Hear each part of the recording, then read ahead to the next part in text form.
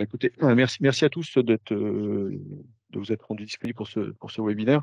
Ce que l'on vous propose, c'est de vous faire une petite présentation, en fait, retour d'expérience des travaux que l'on a menés avec donc Natixis Assurance, et donc représenté aujourd'hui par Arnaud Bénichou, qui est donc le patron du contrôle de gestion de Natixis Assurance, avec lequel on a travaillé pendant un peu plus un an et demi pour être bien précis, sur lequel en fait on a mis en place l'outil MyABCM dans l'optique de répondre notamment aux attentes de la norme IFRS 17, comme vous le savez, au niveau assurantiel qui demande des niveaux de finesse beaucoup plus fins que ce qui pouvait être attendu auparavant. Donc voilà, donc c'était comment répondre à ces attentes-là. Donc je- Arnaud vous présentera en fait tout ce que l'on a, tout ce qui a été attendu, tout ce qui a été fait, les enjeux, comment est-ce qu'on a travaillé en fait avec les équipes pour faire en sorte qu'aujourd'hui, l'outil 1 est en place, 2, il tourne avec le modèle, avec le niveau de finesse qui était un peu une lettre au Père Noël il y a un an et demi, mais qui aujourd'hui fait que la réalité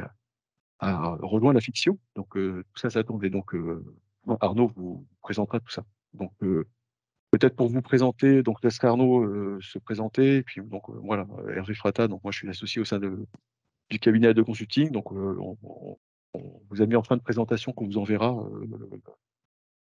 de consulting aide ses clients pour se mettre en ordre de marche sur différents sujets. Donc voilà, on fera cette présentation après. Voilà, je vais faire court parce que sinon je risque de parler beaucoup.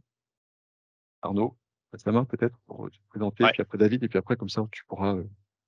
Ouais, alors Arnaud Bénichou, donc je suis en charge du contrôle de gestion sur la partie assurance de personnes, métier assurance de personnes, c'est-à-dire les produits d'épargne, emprunteurs, prévoyance, et en plus j'ai la double casquette de consolidation du contrôle de gestion vie non vie.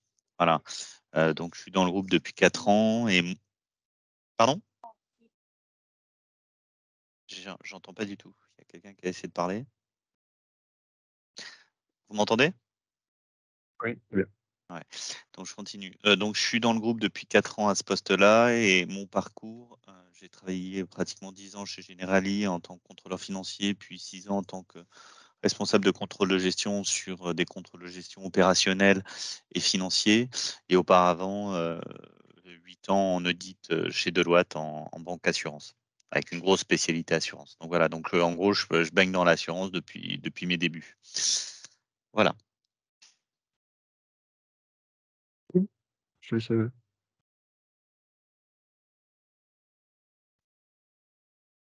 à David. Oui, donc David Benatar, je suis le directeur des opérations de MyOBSM pour tous les pays francophones, et je travaille aussi sur la comptabilité analytique depuis une vingtaine d'années.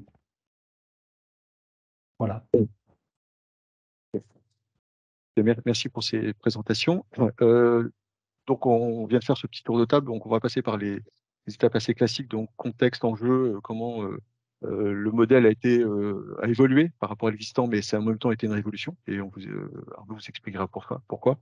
Et en fait, vu l'ensemble de tout ce qui a été produit en termes de reporting de flux, et puis après, on laissera une part pour que vous posiez toutes les questions et on essaiera d'apporter toutes les réponses que vous attendez sur le projet, l'outil. Enfin, voilà, donc comment on a pu accompagner le groupe BPCE sur la partie assurance. Donc voilà, n'hésitez pas. À la fin, je vous propose que voilà, les questions soient posées si ça vous convient. Donc, je te laisse présenter Natixis peut-être. Oui. Alors bon, Natexis, alors maintenant, on a été rattaché depuis quelques mois donc au groupe BPCE. Donc on a un chiffre d'affaires de 13 milliards. Ça c'est les chiffres à fin 2019, hein, mais on est toujours à peu près sur les mêmes zones. Une grande partie de l'activité, hein, dans le chiffre d'affaires de 13 milliards, il y a à peu près 9 milliards 5, c'est de l'épargne, et le reste, c'est de l'ADE, prévoyance et du yard. On a pratiquement 10 millions de contrats en portefeuille. On fait partie du top 10, même je dirais du top 5 des assureurs, et banque assureur, 4e. Donc, juste pour ceux qui connaissent pas un peu l'assurance vie, l'épargne retraite, c'est un cycle où, en effet, on nous confie l'argent sur des contrats en euros notamment, et l'argent doit être placé et on s'engage vis-à-vis de l'assuré à lui rendre avec un certain rendement. Donc, on a des engagements assez significatifs en termes de capital au niveau de Solva 2.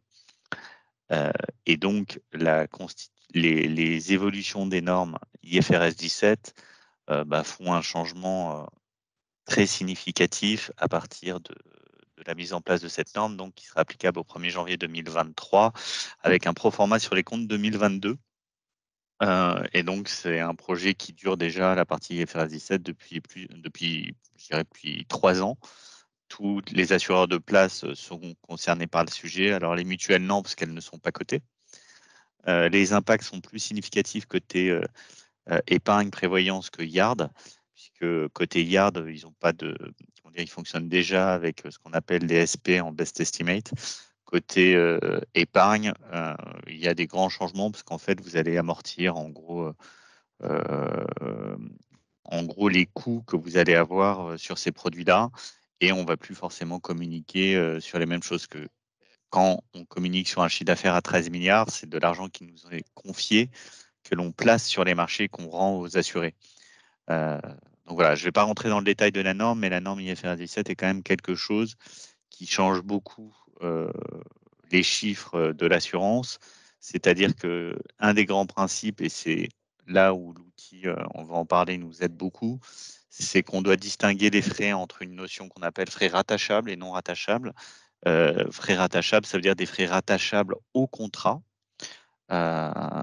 Et que dans notre communication financière, où aujourd'hui on communiquait sur un produit net bancaire en vision banque et des frais généraux, maintenant on va communiquer sur un PNB, y compris les frais rattachables au contrat, donc les coûts correspondant à la gestion de ces contrats, en fait, à tout, et les frais non rattachables au contrat. Voilà, je ne vais pas rentrer plus dans le détail, je pense, des autres produits, sauf si vous avez des questions. On va aller sur la slide d'après. IFRS 17, comme je vous l'ai dit, ça apporte une nouvelle granularité. C'est-à-dire que pour rentrer dans le détail, dans le détail, je ne vais pas trop rentrer pour ne pas vous brouiller un peu trop l'esprit, mais les calculs sont faits énormément par un modèle côté actuariel. Bon, nous, on a donné un nom à ce modèle, c'est NHARP. Mais en gros, ils font des calculs avec une certaine maille, c'est ce qu'ils appellent le triptyque, à la maille portefeuille, profitabilité, cohorte. En gros, ils vont prendre les contrats et ils vont projeter les marges futures que l'on va avoir, puisqu'effectivement, en épargne, quand vous me donnez une prime de 100, en général, un an après, vous ne faites pas un rachat total. Pour des raisons fiscales, vous restez en minimum, en général, 7-8 ans en moyenne. Donc en fait, on sait que là-dessus, on va avoir des commissions futures, et donc on va faire, c'est pas moi, c'est les actuaires avec un modèle vont calculer des marges futures. Donc qui dit marge, mécaniquement, ils ont besoin de projeter des frais inhérents au contrat, avec des coûts unitaires ou pas unitaires. Il peut y avoir plein de méthodes. Mais ce qu'il faut comprendre, c'est que tous les calculs actuariels deviennent plus compliqués et avec beaucoup de projections. Ce n'est pas juste des flux comptables à date, il y a une prime, une prestation, un revenu financier. C'est vraiment des calculs de rentabilité avec des horizons de projection sur la longueur en fait du contrat. Puisque en effet, des contrats en épargne, on ne les garde pas un an comme un contrat en yard, où les contrats en yard, c'est très concurrentiel. Vous pouvez avoir un client et l'année d'après, il peut repartir. Donc, l'impact IFRS 17 est beaucoup moins fort sur toute l'activité yard que sur la nôtre. Donc, tout ça pour dire qu'au final, les actuaires sont venus en nous disant, nous, on va avoir besoin de tel niveau de granularité pour pouvoir faire nos projections. Et c'est là où on se dit, OK, vous avez besoin de cette granularité, mais nous, côté frais généraux, on n'a pas forcément cette granularité qui est disponible. Et puis surtout, ce n'était pas notre manière de travailler avant, où on n'avait pas cette vision-là. D'accord ? Alors, sur les frais généraux, la particularité de l'assurance, c'est qu'il y avait une répartition des coûts selon une méthode ABC, où on répartissait les frais généraux.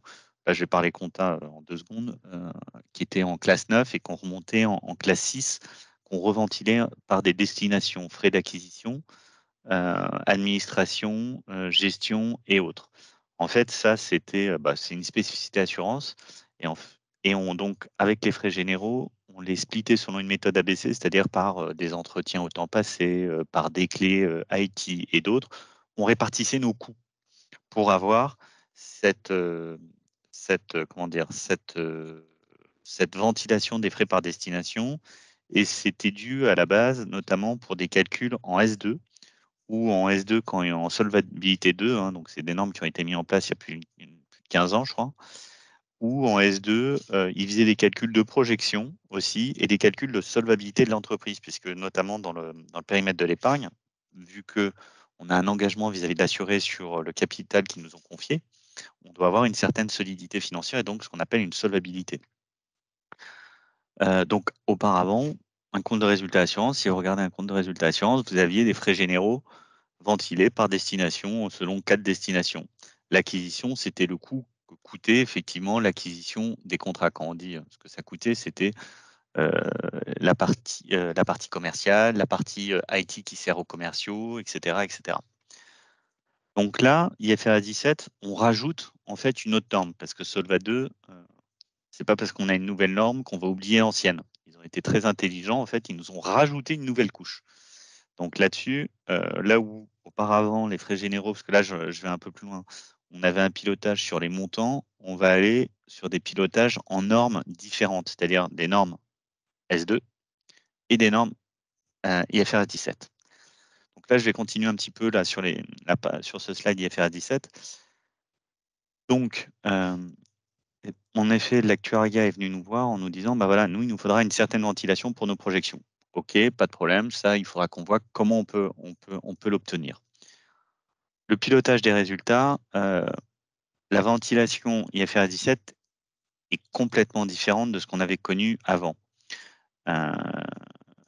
Grosso modo, sur le marché, il y a peut-être entre 70 et 80% des frais qui vont être rattachables au contrat et le reste, non.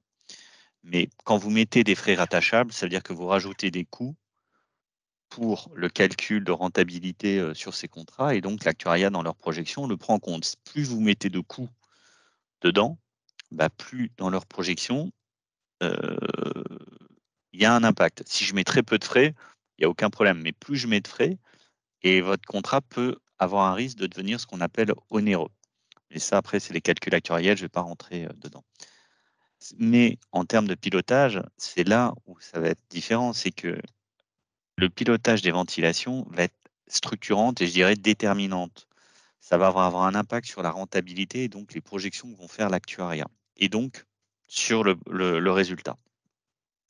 Donc, ça veut dire qu'il y a une nouvelle sensibilité du résultat à la ventilation des frais. Là où auparavant, on regardait principalement les frais généraux en montant et par destination, acquisition et autres, puisque dans les calculs de solvabilité, ils enlevaient la partie acquisition pour leur projection de solvabilité, parce que c'était le coût d'acquisition.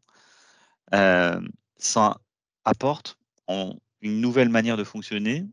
Ça doit changer les mentalités, et puis surtout, il faut qu'on ait la base et les informations pour le faire et le piloter. Bien entendu, ça amène une nouvelle présentation des états financiers consolidés IFRS, parce que les comptes sociaux, eux, ne bougent pas. Hein, ce sera toujours par destination, c'est-à-dire acquisition, administration, etc. Et ça amène mécaniquement des écarts de normes entre votre social et votre IFRS. Alors, on avait déjà souvent des petits écarts de normes, mais c'était minime. Là, on va avoir une présentation complètement différente. Donc, le point qui est intéressant, c'est que là, je vous dis, il y a une décorrélation entre le suivi budgétaire et le pilotage des frais généraux. Bah ouais, c'est des sujets sur lesquels on est en train de travailler. Vous allez devoir avoir une vision 360, c'est-à-dire vous n'allez plus suivre un budget de chaque direction, ligne à ligne. Ils ont dit qu'ils faisaient 100 de frais généraux, ils sont à 95 ou 105. L'impact n'est plus juste un dépassement en montant. L'impact, c'est quelle direction ou quel type de frais. Donc, s'il y a une structure de nos frais qui se déforme un petit peu, ça peut avoir des impacts pour l'actuariat dans leur projection de résultats. Donc, il y a une réconciliation multinorme qui devient un petit peu plus complexe. Et mécaniquement, ça implique de mettre en place de nouveaux process sur les arrêtés et sur ce qu'on appelle les business reviews. Alors, je ne sais pas si vous avez tous le même terme, mais une business review, c'est une prévision d'atterrissage.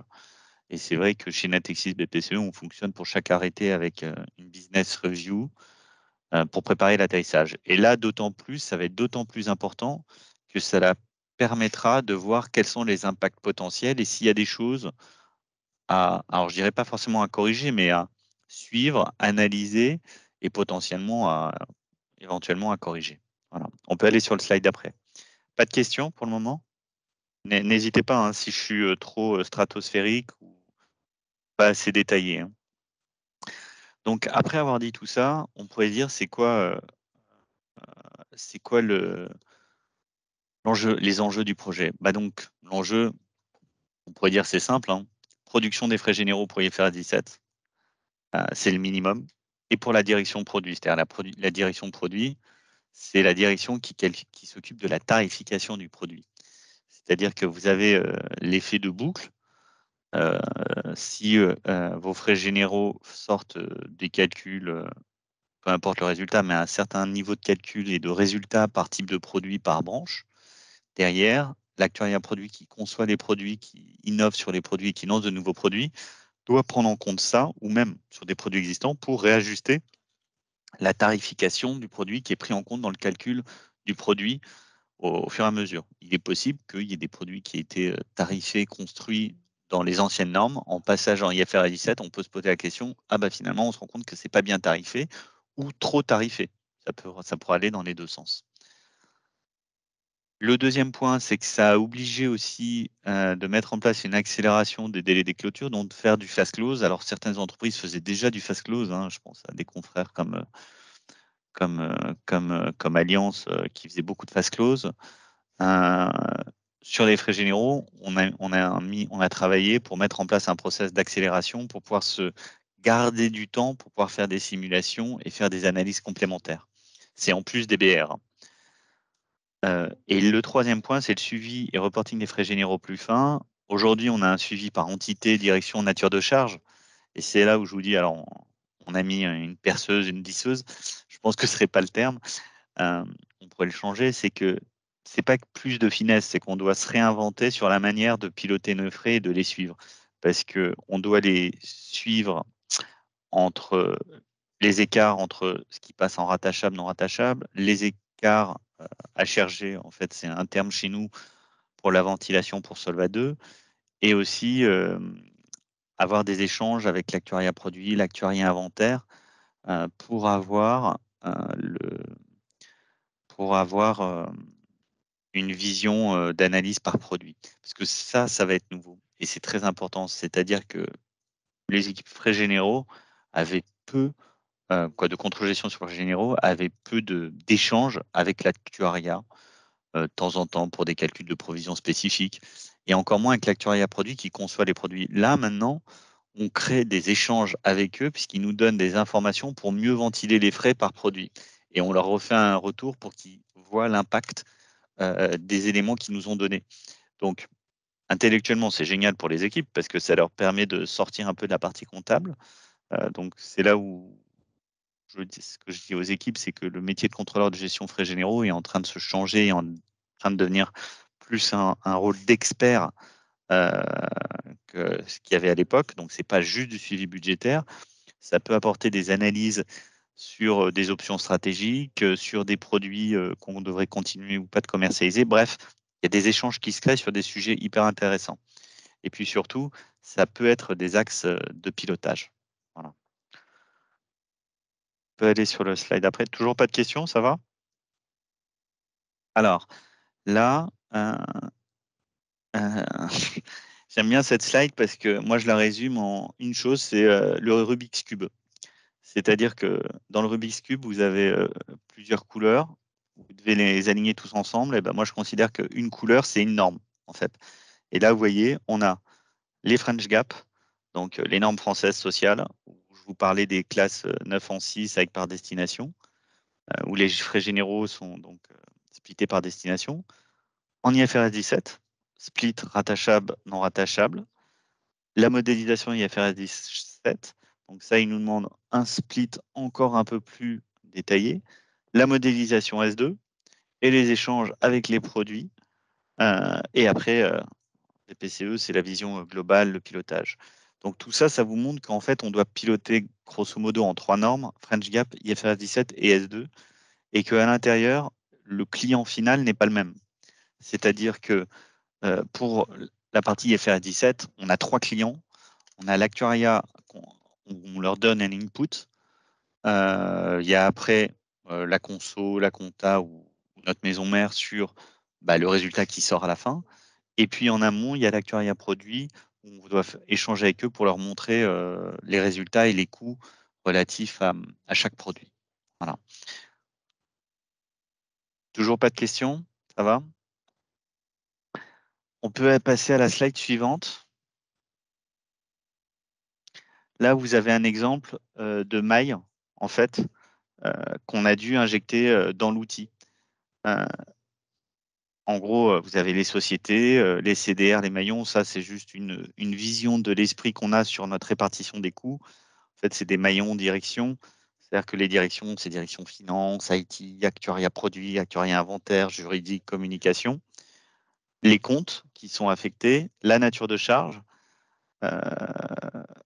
Alors, ça, la récurrence, c'est une notion qu'on a mis en plus, puisque dans le cas d'IFRS 17, il nous avait demandé, en plus de la vision comptable, de pouvoir prendre en compte des éléments un peu prospectifs et d'identifier quand il y a des frais exceptionnels sur l'année, de pouvoir les identifier pour pas qu'ils les projettent. Parce que dans leurs calculs, ils font des projections sur des modèles à 10, 20, 30 ans. Donc, je vous donne un exemple. Si on a eu un frais exceptionnel lié à un projet ou quelque chose de vraiment exceptionnel cette année, on l'identifie pour pas qu'il le projette, Je vais vous donner un exemple. En S2, il ne projette pas forcément une taxe qu'on appelle chez nous la C3S en assurance, qui est une taxe calculée sur le chiffre d'affaires qui coûte très cher.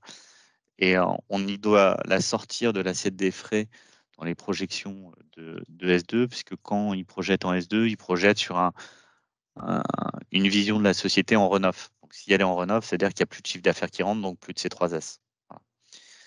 Voilà. Les processus, c'est pour bien répartir les frais par destination. Donc, vous voyez, c'est acquérir, administrer, gérer les prestations, gérer les placements, etc. Et il y a la destination French Gap dont je vous parlais, donc acquisition, administration, prestations, placement et autres. Et après, on a le nouveau multinorme qui arrive avec la rattachabilité, les charges afférentes aux activités d'assurance, acquisition, amortissement, prestations et les charges d'exploitation.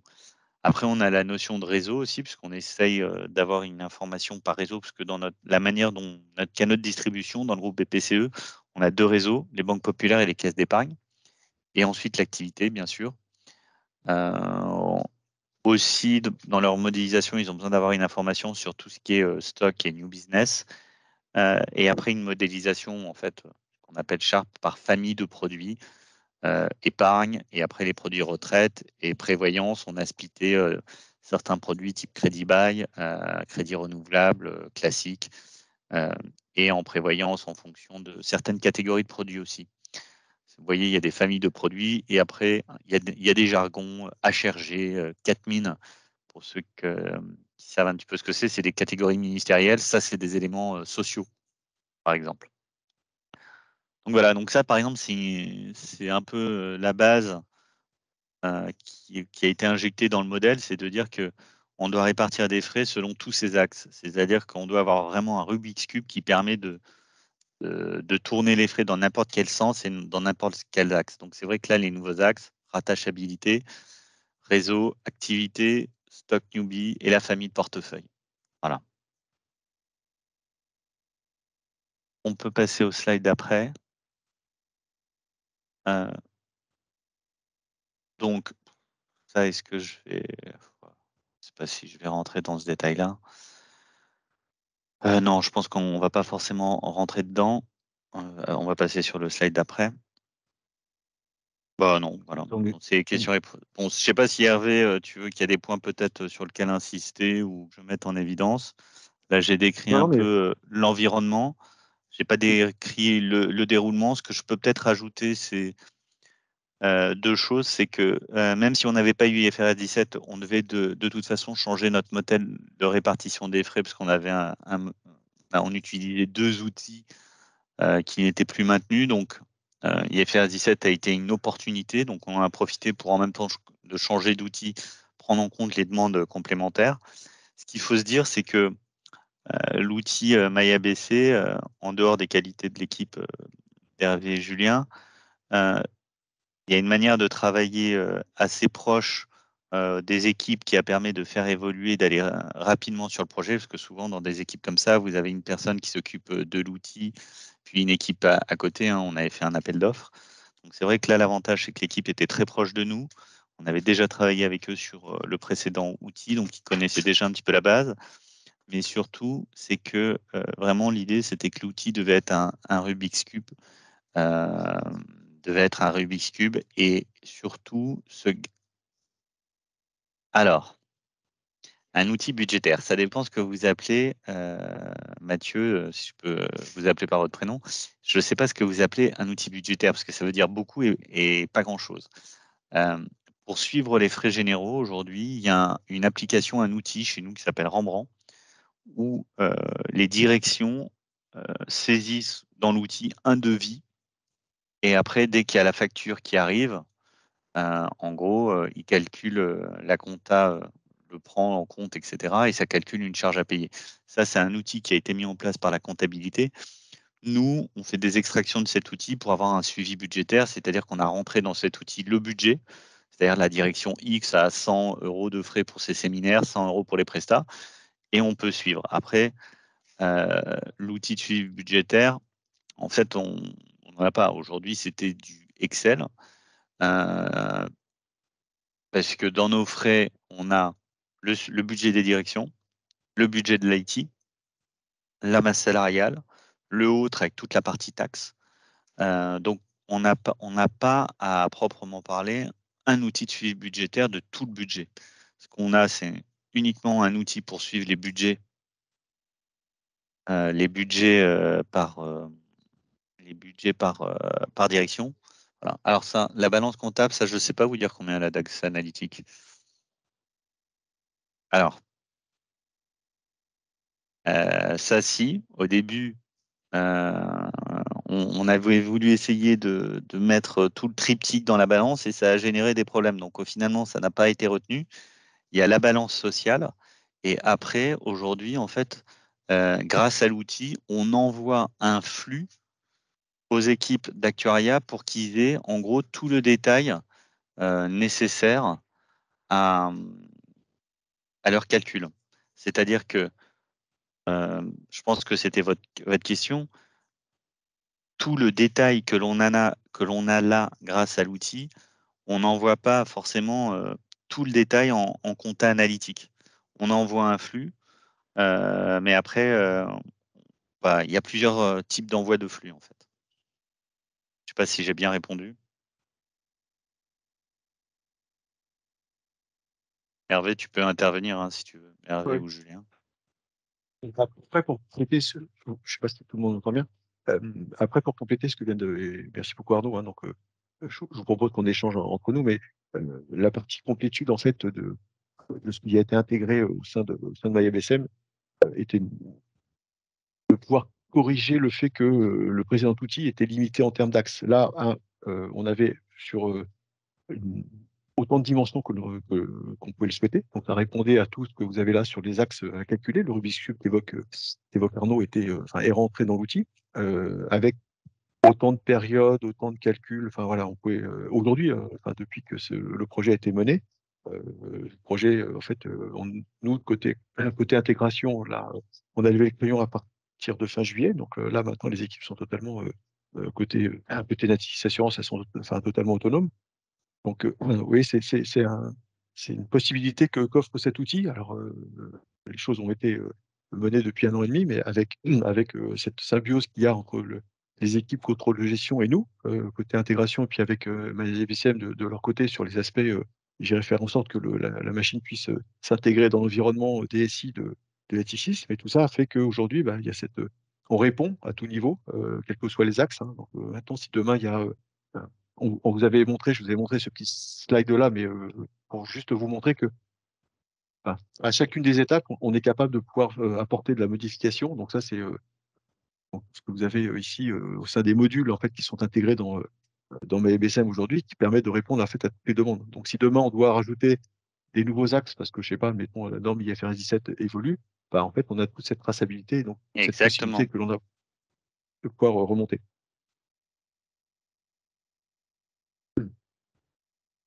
Si Arnaud, tu veux peut-être éventuellement compléter sur d'autres aspects.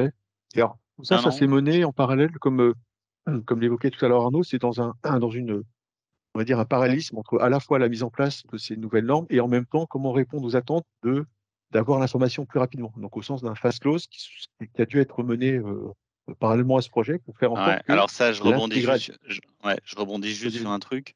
Dans ce que dit Hervé, il y a 2-3 points sur lesquels il faut remettre en perspective. C'est qu'auparavant, les 2 outils qu'on avait, ça mettait, je dirais, pratiquement une journée et demie, 2 jours à tourner. Ça, c'est la première chose. Donc là, aujourd'hui, ça va plus vite, hein. Ça se fait pas en 5 minutes, mais ça peut prendre une demi-heure, 3/4 d'heure.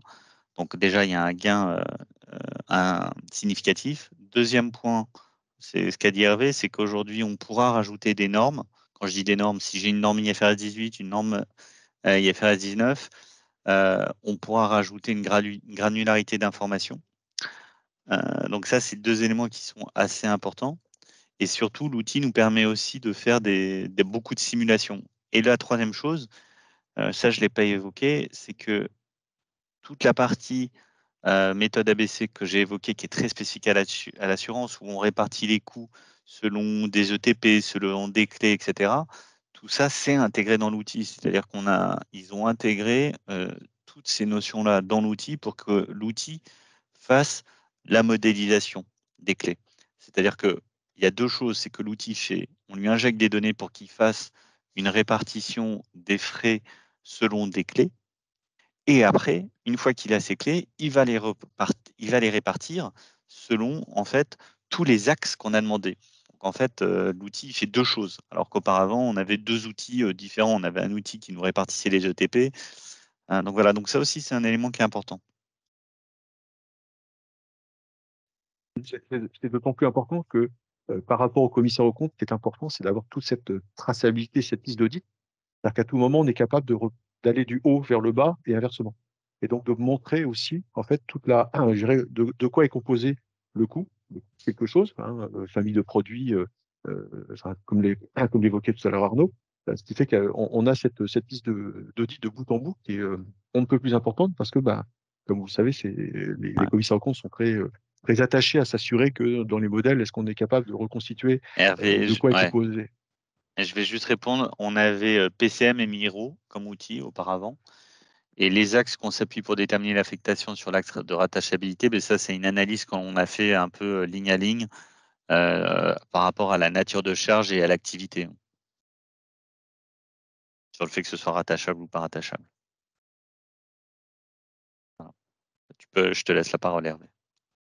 Non, donc voilà, donc cet outil permet, comme vous avez pu le voir, d'intégrer un nombre d'axes qui est illimité. Donc c'est ça qui est intéressant, surtout dans un domaine où on peut être amené à avoir les X années, on ne l'espère pas pour vous, mais notamment je dirais, une réglementation qui évolue, donc avec des normes qui, faut répondre à S2, pour répondre à French Gap, pour répondre à IFRS 17, peut-être demain à d'autres normes.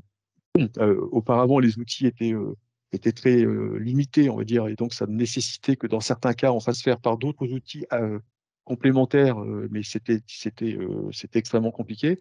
Là, dans ce type d'outil, et IFSM y répond parfaitement, il va de bout en bout. Donc à la fois dans la partie intégration de la donnée, donc connecté à vos différents environnements. Dans certains cas, ça peut être la préparation de fichiers, là, dans le cas présent, comme l'évoquait Arnaud, il y a certaines collectes, notamment au niveau ce qu'on appelle les business reviews, en fait, où il y a des collectes d'informations qui sont demandées aux différentes directions. Tout ça, c'est des fichiers qui sont intégrés automatiquement dans l'outil et qui permettent de répondre de façon automatique à, au fait, j'en suis où par rapport à. Et donc, tous ces éléments-là permettent d'avoir un positionnement de la direction financière sur des arbitrages, des décisions à prendre, mais qui sont, basés sur une intégration automatique. Et ce qui fait qu'après l'outil, bah, on peut regarder automatiquement, faire des changements sans pour autant être pénalisé en se disant: «Oh là, il va falloir 3 jours de moulinage», entre guillemets. Là, je vais pas dire immédiat, hein, comme disait, Arnaud, mais ça va relativement vite. Relativement vite, c'est, 1/2 heure à 45 minutes. Bon, ça reste, extrêmement, raisonnable, je dirais, pour pouvoir faire, après, prendre des décisions, quand il s'agit d'échanger entre les différentes directions, l'actuariat, la direction financière et gérer le En groupe fait, dans certains cas, je quoi. vais rebondir. Quand on a mis en place le projet, il y avait des choses qu'on voyait, auxquelles on pensait, puis il y a d'autres choses qu'on ne voyait pas. Quand je dis ce qu'on ne voyait pas, c'est qu'on n'avait pas encore une bonne vision sur quelle sera notre manière de travailler, de piloter demain. Là, maintenant qu'on a l'outil qui est en prod, on est en train de voir comment on va piloter, comment on va se mettre en place. C'est là où je vous disais que notre travail est en train pour l'équipe de complètement évoluer et il faut remettre les priorités dans notre job. C'est-à-dire que on va sûrement passer beaucoup moins de temps à suivre le budget des directions en montant. On sera sûrement moins dans le détail, mais on ira plus regarder dans la décomposition de la structure de nos coûts, puisque c'est ce qui impacte les informations qu'on donne à l'actuariat, ça va impacter leur calcul et donc le résultat.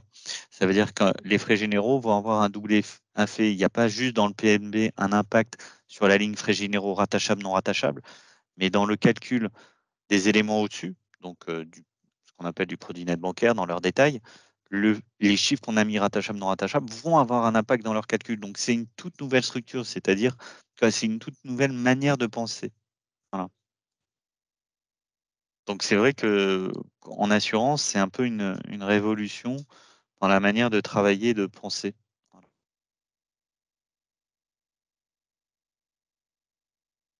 Bonjour, j'ai une question, Julien Perchet, hein, de Sogecap. Merci pour cette présentation. Vous évoquiez le fast close.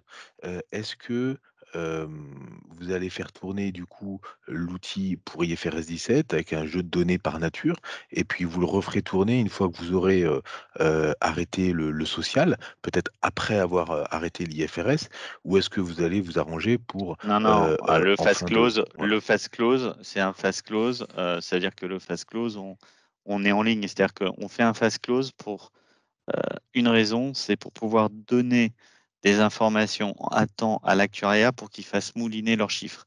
Donc les données qui sont en fast close seront les données qui seront dans les comptes, quoi. Donc Ouais, l'atterrissage des frais par nature sera pas, en social, sera pas celui qui aura servi de base. C'est ce à quoi on normalement, réfléchit si également, ouais. bah, c'est des questions auxquelles on pense, c'est-à-dire que D'accord. on est en train de regarder ça. Mais normalement, OK. si il faut que le fast close, en fait, dans un sens, vous oblige à le faire, quoi. Alors, je ne donnerai pas notre pourcentage exact, mais on est un peu comme tous les acteurs du marché, c'est-à-dire pourcentage rattachable, on est entre 70 et 80. Après, ça dépend comment vous le calculez. Est-ce que vous le calculez juste sur votre périmètre ou sur le pôle entier, parce que tout le monde a une ligne et ça dépend comment certains frais sont répartis. Si par exemple toute la direction générale est dans la holding, pas dans la holding, si elle est refacturée au métier, si elle reste dans la maison mère qui n'est pas dans le pôle assurance parce qu'elle est ailleurs. Donc ça aussi, c'est un sujet de comfy, de savoir sur lequel tout le monde travaille. Mais on a encore un petit peu de temps là-dessus. Voilà. Mais le pourcentage rattachable, non rattachable, je pense qu'il diffère en plus en fonction de vos activités. Je pense qu'entre l'IARD et des trucs et des comment dire et des sociétés de vie, il doit y avoir une petite différence.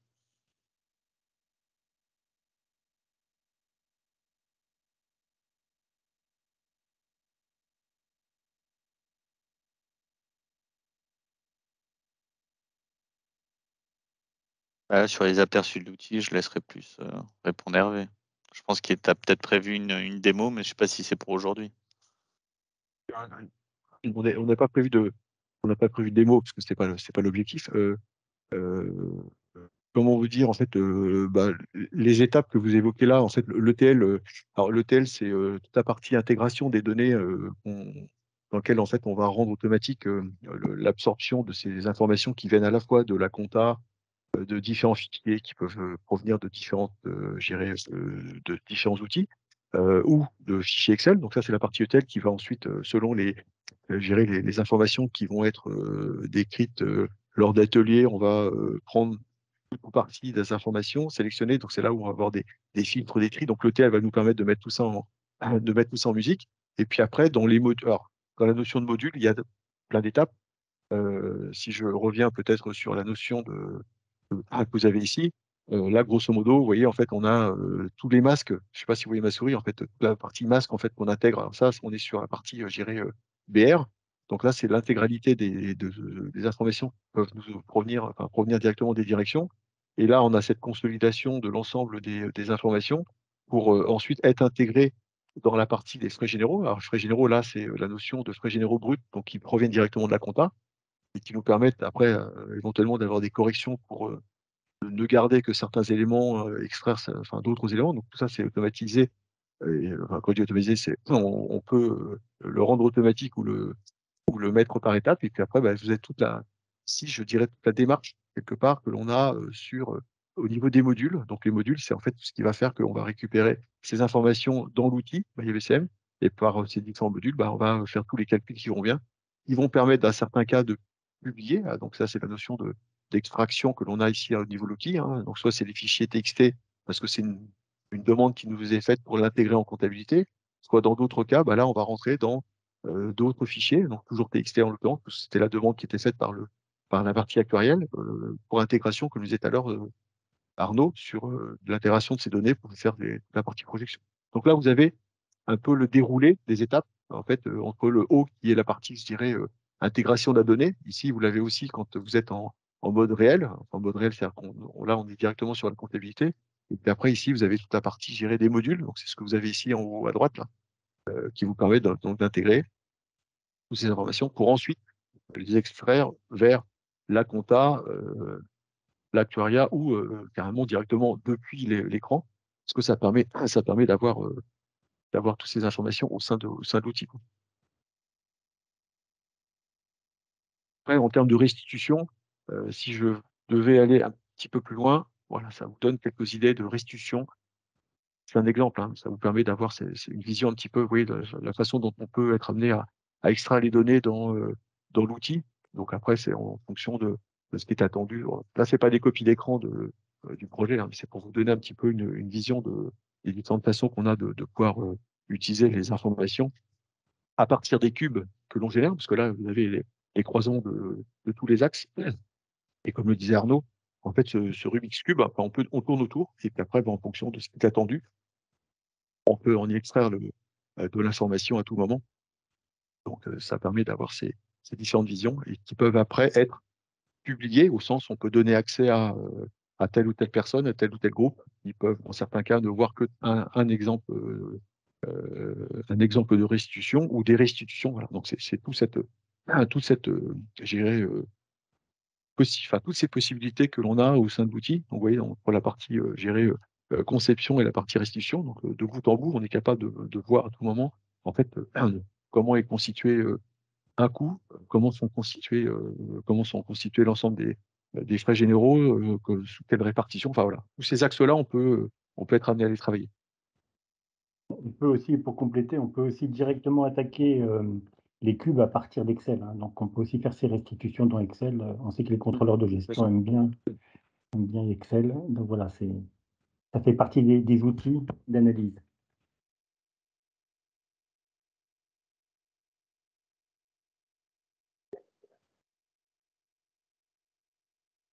Ou des questions. Juste pour répondre à la question sur le reporting, on utilise aujourd'hui beaucoup MyBCM, hein, comme outil de restitution, mais potentiellement, on peut utiliser n'importe quel outil de restitution, hein. Ça peut être des outils de BI comme Power BI ou ClickView, etc., puisque c'est des outils qui savent attaquer les cubes Microsoft.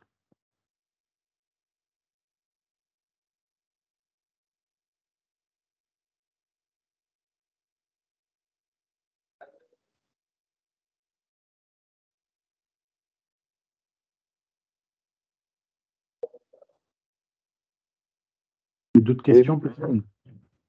N'hésitez pas, hein. Alors, la présentation, on vous la fera parvenir, donc je pense qu'on a dû prendre vos emails par rapport aux inscriptions qui ont été les vôtres. Et puis, bah voilà, n'hésitez pas surtout à nous contacter. Enfin, il nous reste encore quelques instants, donc n'hésitez pas à nous poser aussi des questions. Je laisse répondre. Bonjour. Je ne sais pas si vous m'entendez. J'avais une petite question. C'était la durée un petit peu du projet. Comment ça s'est déroulé? Le projet a démarré. Pardon. Vas-y, Hervé. Non, vas-y, Hervé.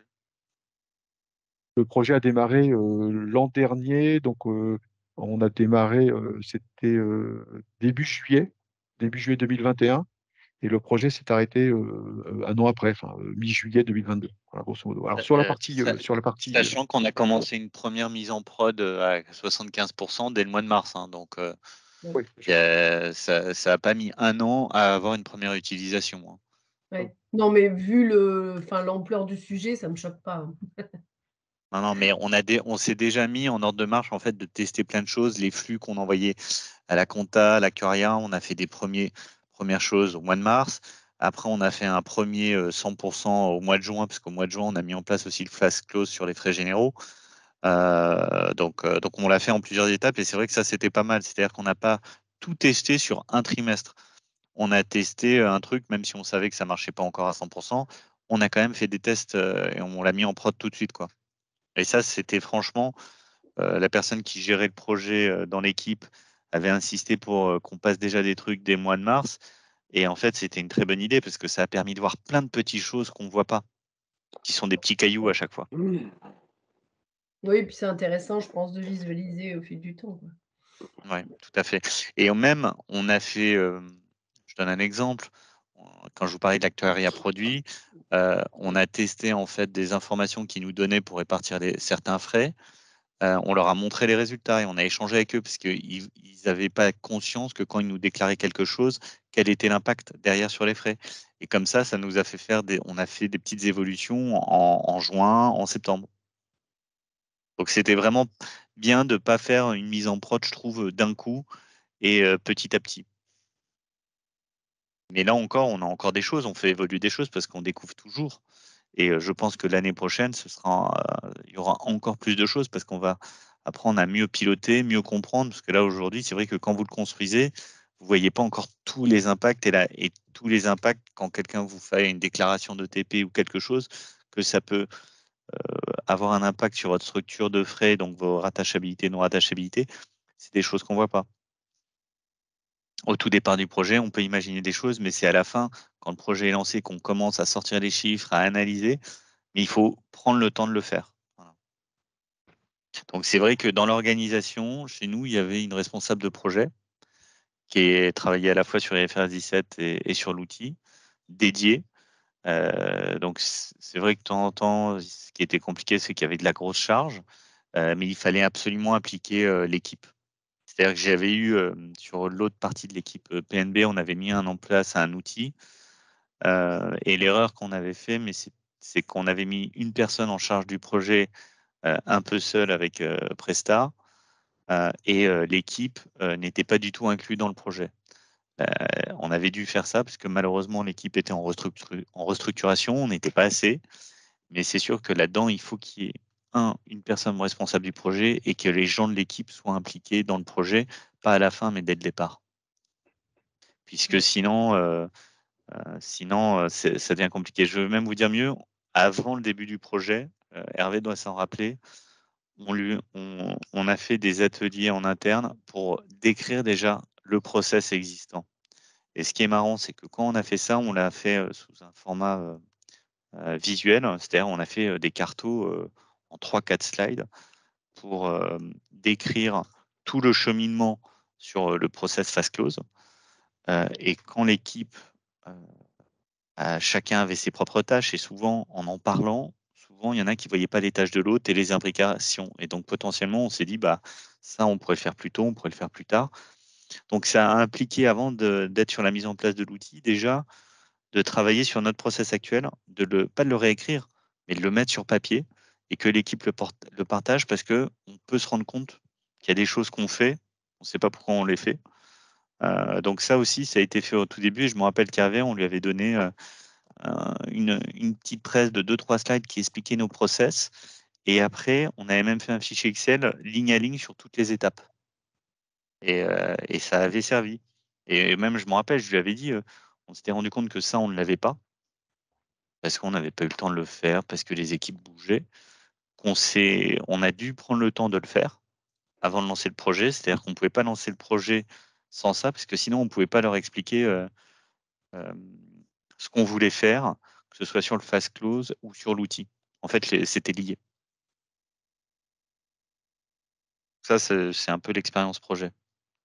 Ok. Et, Merci. aujourd'hui, ce qui est très intéressant, c'est que la documentation à la fois des process, que ce soit posting sous l'angle, je dirais IFRS 17 notamment, mais la partie fast close, il y a bien une bonne imbrication. Déjà parce que c'est une documentation qui permet effectivement d'avoir ce partage entre les différentes équipes, alors que c'est pas uniquement que les équipes, je dirais, contrôle gestion, c'est les équipes contrôle gestion, c'est la compta, c'est les directions qui sont impactées par l'arrêté et qui ont par défaut un impact sur la notion des frais généraux.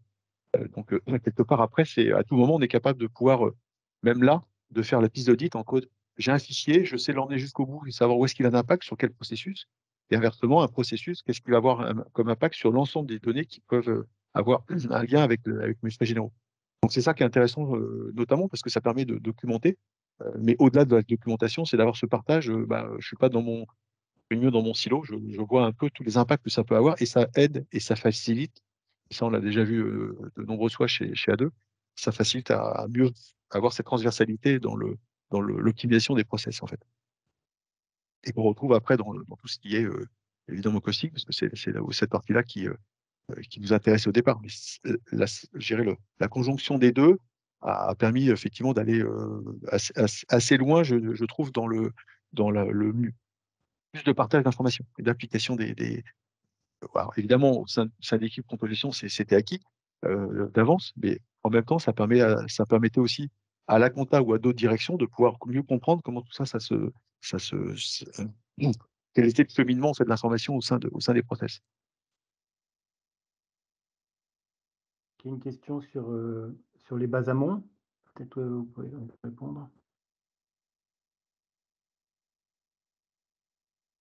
Je peux peut-être répondre. Pardon, oui, allez. allez-y. Vas-y, c'est juste que ça a coupé, j'ai pas entendu la question. Mais je pense qu'elle n'est pas pour moi. Il y a une question sur les bases amont, c'est-à-dire que on pose la question, est-ce que vous avez mis en place des bases amont et aval, c'est-à-dire amont pour la préparation de données, et puis aval pour éventuellement la restitution? Ou est-ce que tout Julien peut-être peut répondre éventuellement ou Hervé? Si je viens nous. Étienne, tu veux Oui, je répondre? vais répondre, c'est Étienne Réplin, bonjour.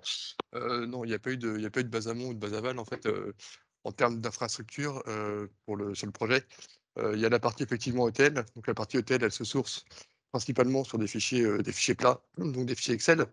Il y a une réflexion qui est en cours sur le fait d'automatiser les liens entre la compta et l'outil. Mais aujourd'hui, ça passe par des extractions manuelles. Ensuite, l'ETL, lui, écrit dans des bases. Donc, l'ETL va venir écrire dans des bases de type base SQL. Donc, il y a des bases qui sont constituées par l'ETL, qui sont des bases soit temporaires, soit des bases qu'on peut réutiliser. Et ensuite, MariaBCM va venir publier ces résultats dans des bases aussi, qui sont des bases soit SQL, soit des bases de type SSAS. Et du coup, on a fonctionné uniquement avec les bases qui étaient prévues par l'ETL et MariaBCM. On n'a pas aujourd'hui de base qui se déverse dans l'outil et on n'a pas de base où on vient stocker les résultats en particulier. On se sert uniquement des bases natives MariaBCM et le reste, tout ce qui est transfert de fichiers, se fait via des transferts de fichiers plats, donc soit du CSV, du Excel, des fichiers texte ou des formats un peu plus farfelus pour des outils spécifiques. Mais on n'a pas aujourd'hui de base ni aval ni amont qui ont été montés spécifiquement pour le projet. Oui, je pense que la question, Étienne, c'est est-ce qu'on a besoin d'une base, même tampon, temporaire, pour stocker les résultats des traitements de l'ETL? La réponse est oui, vous l'avez mis en place. Il y a bien une base SQL Server qui stocke des tables les tables de traitement de l'ETL. Oui, il y en a Ouais, une. voilà, c'est ça, ouais. Mais c'est pas une base spécifique qui a été construite en amont pour récupérer toutes les données des différentes sources, hein. C'est l'ETL qui va retraiter la donnée et stocker dans cette base tampon, hein, dans cette base temporaire, les résultats de ces traitements pour alimenter le moteur de calcul. Par contre, il n'y a pas de base aval. Il n'y a pas de base aval, c'est-à-dire que les résultats et les analyses se font à partir des cubes qui sont générés par MyABCM. En fait, c'est de ces cubes que, sont générés des tableaux de bord, des reporting, enfin, peu importe la terminologie, et c'est de ces cubes qu'ensuite on peut faire des extractions directes vers des fichiers à plat, Excel, enfin voilà, on peut envisager plein de choses, mais donc par rapport au schéma que je vous montrais tout à l'heure, que vous avez vu là vous avez à l'écran, là on peut imaginer plein de choses. Après, c'est pas que ce qui est en sortie de MyBSM, c'est pas que du TXT, hein, ça peut être aussi il y a d'autres formats. Enfin, on peut envisager plein de choses pour répondre après aux attentes des outils qui sont les vôtres dans vos différentes entreprises, hein. Donc après, c'est ça. Et là, on n'a pas mis l'échelle du temps, mais vous voyez, faire de bout en bout, c'est des sujets qui peuvent être. Enfin, le modèle aujourd'hui, je parle sous contrôle d'Étienne et puis de Julien, mais doit tourner en à peine 3 heures de bout en bout, je crois. C'est ça, non?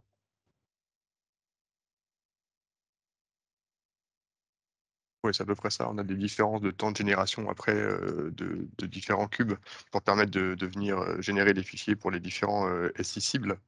Mais le temps de calcul du modèle de bout en bout, effectivement, est de 3 heures. Après, il peut y avoir des petits écarts sur la génération des données pour les résultats pour les SI cibles. Question là, je vois, changement au niveau des restitutions aux normes françaises. Vous pouvez répondre.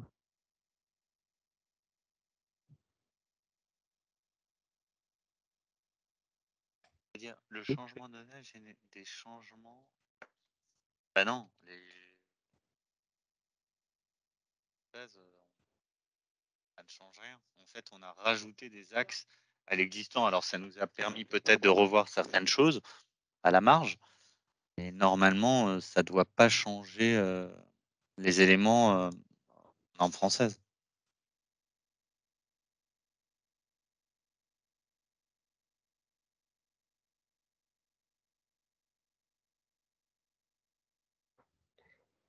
Et en termes de données, donc vous avez à la fois des budgets, des forecasts et des données réelles, c'est bien ça?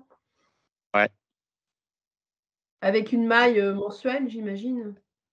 Pas forcément mensuel, mais la même maille à chaque fois. C'est qu'on aujourd'hui, en fait, on constituait et on travaillait comment dire? On constituait nos BR, nos projections pratiquement à la même maille qu'en réel. Alors, on a dû affiner le modèle de projection sur la masse salariale, où on a intégré, ça c'est vrai, on n'en a pas parlé, Hervé. On a intégré en fait un petit modèle sur la masse salariale pour répartir en fait tout ce qui est salaire, etc., par direction. Puisque en réel, on avait ce détail-là, et donc en prévisionnel, on devait le reproduire. Alors qu'avant, on ne le reproduit, on ne le reproduisait pas. Je ne sais pas si j'ai bien répondu à votre question. Ouais, oui, c'est clair, merci. On a travaillé, en fait, comme le dit Arnaud, on a travaillé à une simulation à une simulation de projection de masse salariale selon différents critères. Ça a demandé un peu de travail et on va dire, de jus de cerveau, mais on est arrivé à des choses qui permettaient en VR d'approcher assez bien ce qui était donné en réel, quoi.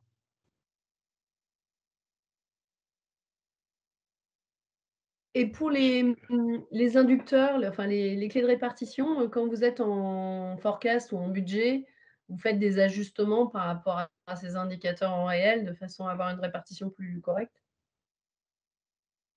Ça fait partie de nos axes de travail justement.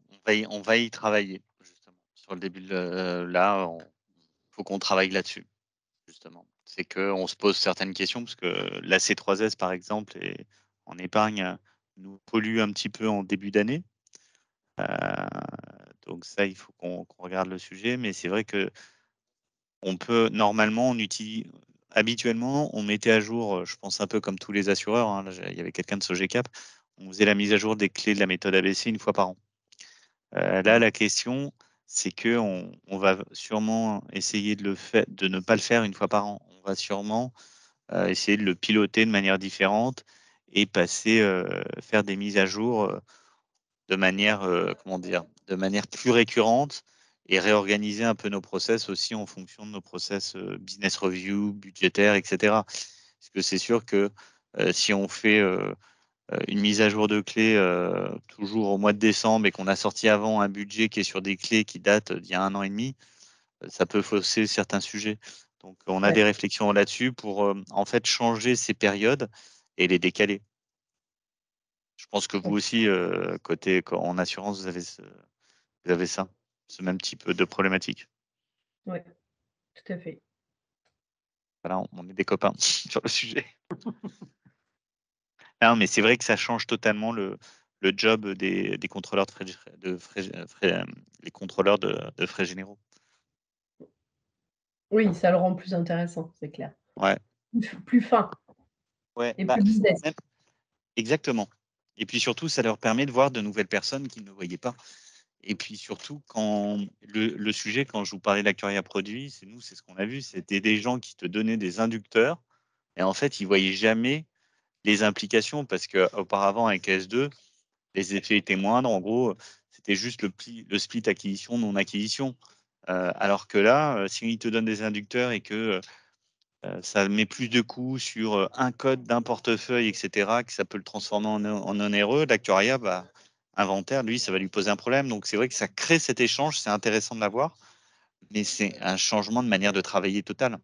Donc il faut enlever peut-être une partie de la charge de travail sur le suivi budgétaire pur pour aller plus sur un suivi comme ça, plus, je dirais pas analytique, un peu plus projet, un peu plus business, plus stratégique, qui est beaucoup plus intéressant, hein, d'ailleurs. Oui, c'est clair. Bah, d'autant que dans les frais généraux, il y a pas toujours tant de choses que ça qui changent. Non, non. Après, il peut y avoir l'IT, il peut y avoir des choses comme ça. Oui, Après, le ça projet dépend entier, oui. combien vous avez de directions. Nous, on avait quand même, plus d'une vingtaine de directions à suivre. Oui, bien Donc sûr. ça fait pas mal. Après, on aurait pu les réduire, hein. Oui. Non, mais beau projet. Et voilà, en fait, ça ouvre beaucoup de nouvelles portes. Après, voilà, il faut que tout le monde soit embarqué. Si je devais résumer un petit peu le dernier comité de pilotage que l'on a eu là, fin juillet, euh, comme le disait la chef de projet, comme l'évoquait tout à l'heure Arnaud, enfin, qui en début du projet, bon, il serait bien qu'on fasse un peu et qu'on dresse la lettre au Père Noël.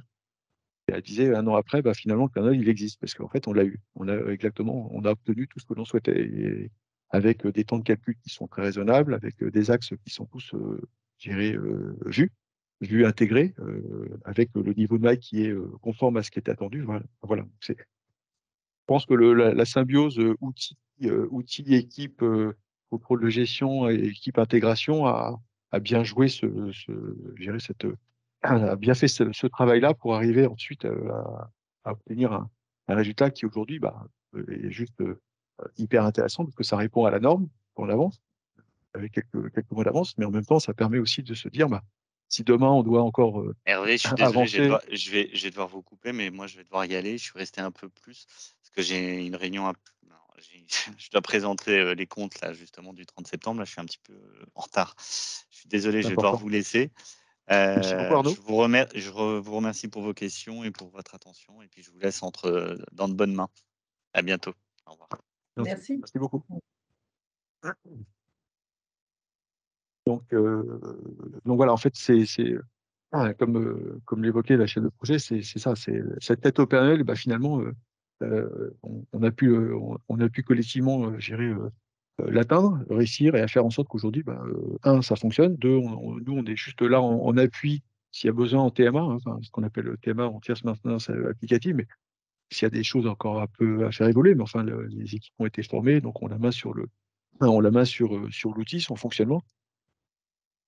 Après, il y aura peut-être d'autres réflexions d'évolution du modèle pour tenir compte de nouveaux axes, de nouvelles possibilités offertes. On sait qu'il y a beaucoup d'entités, enfin, sans rien vous cacher, hein, le G11 qui réfléchit en fait à comment s'adapter à ces nouvelles normes, normes IFRS 17. Donc voilà, l'outil y répond, parce qu'il n'y a pas de problématique de croisement d'axes. On peut adresser un nombre d'axes, je dirais presque illimité, enfin c'est même pas presque, c'est illimité. Donc voilà, ça permet d'intégrer tout ça dans un mode de fonctionnement de bout en bout qui permet à la fois de répondre aux attentes métiers et puis en même temps aux attentes comme j'ai dit tout à l'heure, des commissaires aux comptes quand ils cherchent toujours à savoir exactement comment est constitué un modèle de coût, est-ce qu'on est capable d'avoir cette traçabilité, cette piste d'audit. Donc tous ces éléments-là, l'outil le permet. Il n'y a pas d'add-in complémentaire qui permet de pouvoir faire en partie des choses et qu'on réintègre dans l'outil. Non, non. C'est tout, de bout en bout.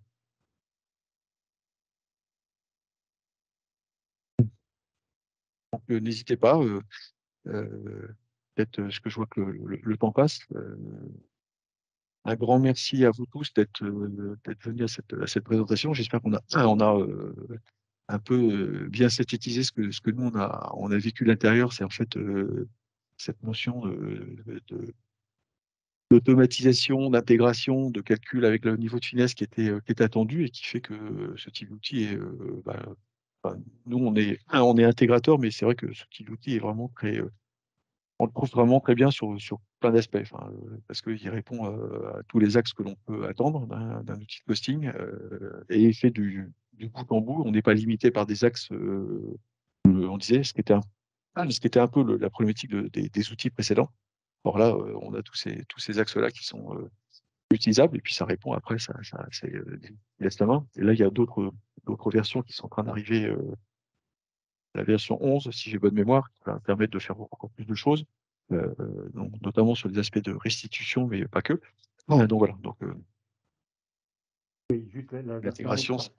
pour les clients qui Comment sont encore présents, la version 11 va Ouais. sortir fin d'année, début d'année prochaine, avec beaucoup d'évolutions sur la partie analyse, notamment, et même sur les fonctionnalités supplémentaires sur la partie modélisation encore. Bon, on vous présentera ça, on essaiera d'organiser une présentation des nouvelles fonctionnalités début 2023. Et puis surtout, n'hésitez pas si à tout hasard vous souhaitez que on organise avec vous, peut-être un peu plus individuel, un retour d'expérience de notre point de vue sous l'angle intégration/outil, pour que si vous avez des questions à nous poser, on y répondra avec grand plaisir. Si vous souhaitez qu'on fasse une présentation peut-être plus précise de l'outil avec son côté maniabilité, pareil, hein, vous n'hésitez pas. Et puis si vous souhaitez que on réponde à vos questions d'ordre plus précis dans vos propres organisations, on y répondra également. On va mettre une clôture cet échange. Écoutez, un grand merci à vous pour vos participations. Merci à ceux qui ont posé des questions qu'on a pu voir au fil de la réunion. Et puis, nous, de notre côté, on va vous faire parvenir cette présentation. Alors, et n'hésitez pas, comme je disais tout à l'heure, à revenir vers nous si vous souhaitez plus en plus d'informations. Je tiens à votre disposition. Merci beaucoup. Merci beaucoup. Merci. Au revoir. Merci Au revoir. beaucoup. Merci. Bonne fin de Au journée. revoir. Merci beaucoup. Merci. Merci beaucoup. Merci. Au revoir. Au revoir. Merci, au revoir. Au revoir.